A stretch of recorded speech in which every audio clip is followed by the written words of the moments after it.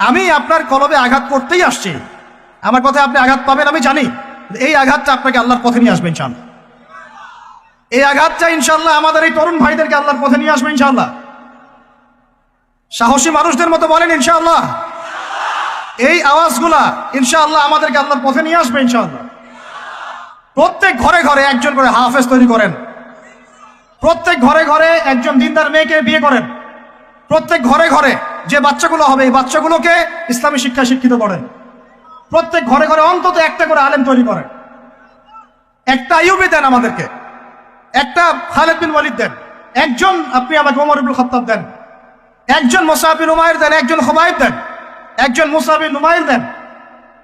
কাদের নাম বলবো? একজন তারেক বিন জিয়াদ দেন, একজন বিন কাসিম দেন। একটা সন্তান দেন আমাদের, একটা সন্তান মানুষ করেন। একটা 10টা 20টা বাচ্চা নিচ্ছি, একটাও মানুষ হয় না। আলেম পরিবারের সন্তান মুদিখানার দোকানে ব্যবসা করে কেন খাবেন আপনি? আপনার এই উম্মতের উপর দায়িত্ব আছে। আমাদের দায়িত্ব খালি মধু বিক্রি করা, দাড়ি টুপি বিক্রি করা, আতর বিক্রি করা?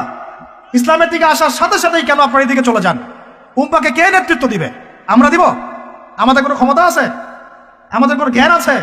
আমাদের কোনো সেই যোগ্যতা আছে? আমাদের দিকে আঙ্গুল তুলতে পারবেন আপনি? কারণ আল্লাহর কসম, আল্লাহর জমিনে সবচেয়ে গুনাহগার বান্দা আমরাই। যদি আমরা সত্যিকারের নেতৃত্ব প্রদান করার যোগ্যতা অর্জন করতে পারতাম, এতদিনে আমাদের হাতে দিন বিজয় হয়ে যেত। নাই সেটা আমার মধ্যে, নাই সেটা হয়তো আমাদের মধ্যে পাচ্ছি না আমরা। আপনাকে দায়িত্ব নিতে হবে। একজন ভাই গার্মেন্টস ব্যবসায়ী, তিনি এত বড় একটা আয়োজন করতে পারেন, তার দায়িত্ব পালন করতে পারেন। আপনারও তো অর্থ সম্পদ আছে, একটা ইসলামিক ইউনিভার্সিটি করেন, একটা বড় একটা মার্কাজুল কোরআন, মার্কাজুল ইলম গড়ে তোলেন, উলামায়ে কেরামদের একটা জামাআহ গড়ে তোলেন। কিছু পারেন না, অথেন্টিক বইগুলোকে প্রচার করার ব্যবস্থা করেন, কিছু অথেন্টিক মিডিয়া প্রডিউস করেন। তোমরা জেনারেল লাইনে পড়াশোনা করে কয়জন বিজ্ঞানী হচ্ছ? একটা সফটওয়্যার আবিষ্কার করতে পারছি না আমরা ইসলামিক। হাতে গোনা যায় অ্যাপস, 3টা 4টা অ্যাপস ইসলামিক।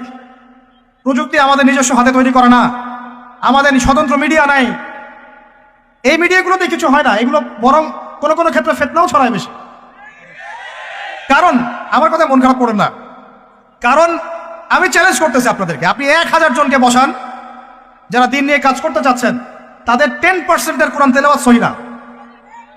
কোরআন তেলাওয়াত সহি না করে আপনাকে এত বড় দায়িত্ব নিতে কে বললো? আপনি তো বুঝবেন না যে কোনটার সাথে কোনটা দিতে হবে, কি বলা দরকার, কি প্রচার করা দরকার, কি করা যাবে না। বাংলাদেশে আলেমে আলেমে দ্বন্দ্ব লাগানোর জন্য অনেক সময় মিডিয়া দায়ী হয়ে গেছে। কেন এরকম সামলাইন দিতে গেলেন? অমুককে ধুয়ে দিল তমুক। সে যদি না ধুয়েও দেয় তবু তো আমার মনে হচ্ছে লোকটাকে ভালো মনে করতাম, লোকটাকে আলেম মনে করতাম। এরকম কথা বললো আমার সম্পর্কে, আমার মনের মধ্যে একটা খারাপ ধারণা সৃষ্টি হচ্ছে। কেন আপনি সামনে দিতে গেলেন?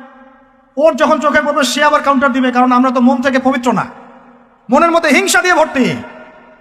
আমি ঘুরেছি, প্রত্যেক মহলেই ঘুরেছি, আমরা এখন পর্যন্ত নফসের তাজকি অর্জন করতে পারি নাই। মনে আমাদের যে পরিমাণ হিংসা বিদ্বেষ, এই হিংসা বিদ্বেষ নিয়ে কবরে গেলে আল্লাহ পাকের একটা আযাব মাটিতে পড়বে না। আল্লাহ মাফ করুক আমাদেরকে। হিংসা নিয়ে যদি মানুষ পরকালে যায়, নেক আমলগুলা আগুনের মতো খেয়ে ফেলবে। নবী সাল্লাল্লাহু আলাইহি ওয়াসাল্লাম বলেছেন। আমরা এটাকে ফরজ করে নিয়েছি নিজেদের মধ্যে। ভাই, আপনারও তো যোগ্যতা আছে, আপনারও তো কিছু করার আছে। একটা অ্যাপস আবিষ্কার করেন, একটা বই লিখেন, একটা মাদ্রাসা করেন, একটা মসজিদ করেন, একটা ইসলামিক ইউনিভার্সিটি করে তোলেন, স্বতন্ত্র ইসলামিক মিডিয়া করে তোলেন। সবচেয়ে বড় কথা, কাজ যেগুলো হয় সেগুলো বিক্ষিপ্ত হয়ে যায়। এগুলো কোনো একটা সূত্রে গাঁথা না। এখানে একটা মাহফিল, ওখানে একটা, ওখানে একটা, ওখানে একটা, এখানে একটা মাদ্রাসা, ওখানে একটা, ওখানে একটা, এখানে একটা। 4 জন 4 ভাবে চিন্তা করেন, 4 জন 4 ভাবে চলেন। এখানে একটা সংগঠন ইসলামিক, ওখানে একটা, এখানে আর একটা, ওখানে একটা। একটা ওয়ান উম্মাহ জামাআহ নাই বাংলাদেশ। তো আপনারা বলেন না আমাকে, এই উম্মাহকে কিভাবে আমরা বিজয় নিয়ে যাব?